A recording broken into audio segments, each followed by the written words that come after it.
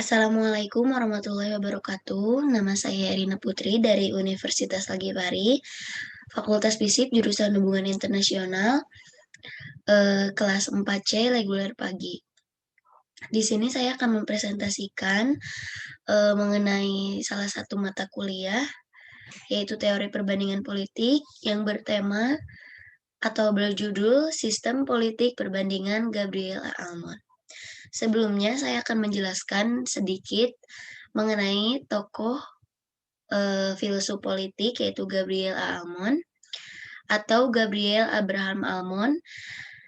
Gabriel Abraham Almond adalah seorang ilmuwan politik Amerika yang terkenal karena karya perintisnya tentang politik komparatif, perkembangan politik, dan budaya politik. Kelahiran 12 Januari 1911, Rock Island, Illinois, Amerika. Meninggal atau wafat pada 25 Desember 2002, Pacific Grove, California, Amerika. Pendidikannya Universitas di Chicago 1938. Oke, langsung aja ke slide yang pertama. Gabriel Almond 1956. Gabriel Abraham Almond 1956 menyatakan dalam jurnalnya yang berjudul Comparative Political System bahwa teori sosial adalah sebuah konsep cure-all bagi semua penyakit, disiplin ilmu, atau dalam konteks ini perbandingan pemerintahan. Gabriel Abraham Almond juga memaparkan konsep sosiologinya, yaitu kegunaan konsep sosiologi dalam menemukan perbedaan yang esensial di antara sistem-sistem politik. Ada 4 konsep. Yang pertama, sistem politik adalah sistem dari tindakan yang artinya perbandingan harus diobservasi melalui empiris. Yang kedua, sistem politik didefinisikan sebagai satu set dari semua role yang berperan atau sebagai sebuah struktur role. Yang ketiga, perbedaan sistem politik merupakan monopoli legitimasi pada paksaan fisik terhadap teritori dan populasi tertentu. Yang keempat adalah orientasi terhadap aksi politis atau pemahaman, pilihan, dan evaluasi. Nah, berikut keempat konsepnya. Saya akan lanjut ke slide selanjutnya.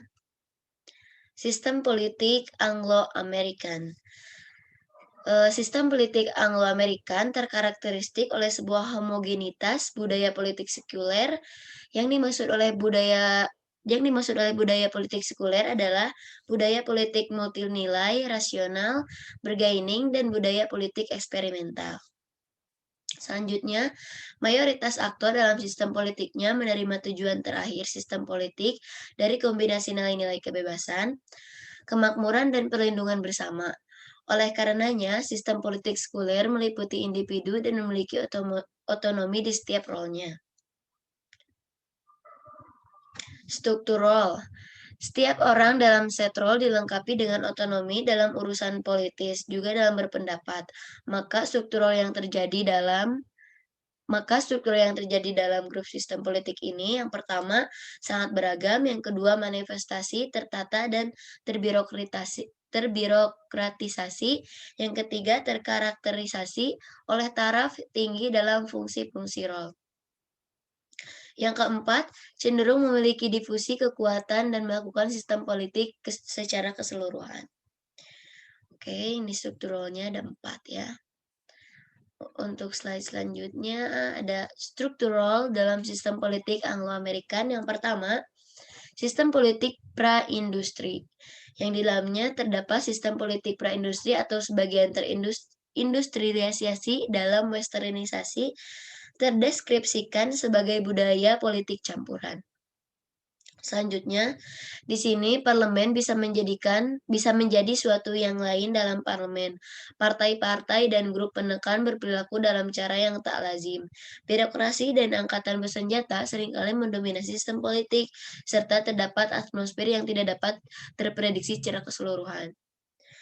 Karakteristik dari sistem politik ini menjadi jelas dalam analisis struktural politik yang mana tidak terlalu berkarakter. Derajat rendah dalam diferensiasi, yang pertama. Yang kedua, derajat tinggi dalam pertukaran role. Yang ketiga, merupakan campuran dari struktur role politik. Selanjutnya, Sistem politik totalitarian. Dalam budaya politik totalitarian, terdapat kesan homogenitas. Namun, homogenitas tersebut bersifat sintetis, sebab tidak ada organisasi sukarelawan dan media yang tidak dipegang oleh pusat, maka tidak ada terjadi penilaian terhadap jalan mana yang diterima baik dari perintah totalitarian. Karakteristik dari struktur role totalitarian ini, satu, mendominasi coercive role. Dan yang kedua, ketidakstabilan fungsi power roles birokrasi, partai, angkatan bersenjata, dan polisi rahasia. Nah, itu guys.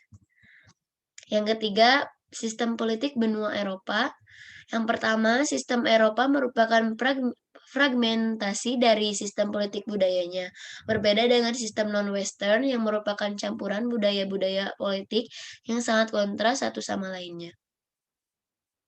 Sistem Eropa pola budaya politik terkarakteristik oleh pola ketidakseimbangan perkembangan.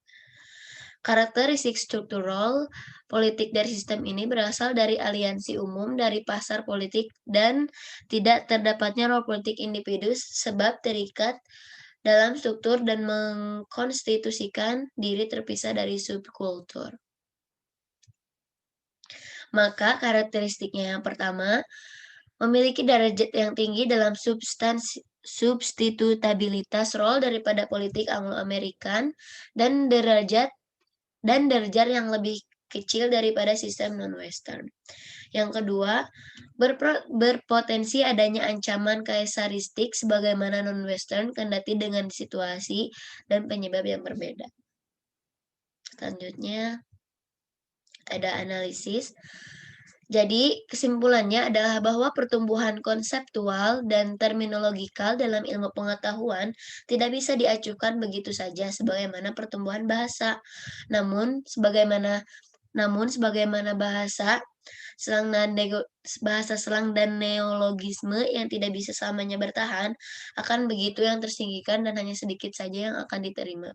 Dan itu penentuan dari kriteria diterima atau tidaknya merupakan fasilitas yang berbeda di tangan pemikir masa datang yang akan mencoba menemukan kecocokan. Masing-masing tempat memiliki karakteristik dan kebudayaan masing-masing yang tidak bisa diabaikan dalam sistem politik perbandingan. Nah, jadi gitu guys. Seiring berjalannya waktu, teori-teori, paradigma-paradigma akan berubah seiring berkembangnya waktu dan perubahan budaya-budaya di daerahnya masing-masing. Oke, terima kasih. Sekian presentasi dari saya. Mohon maaf banyak kekurangan, mohon maaf bila ada salah kata, ambil positifnya, buang negatifnya. Sekian, wassalamualaikum warahmatullahi wabarakatuh.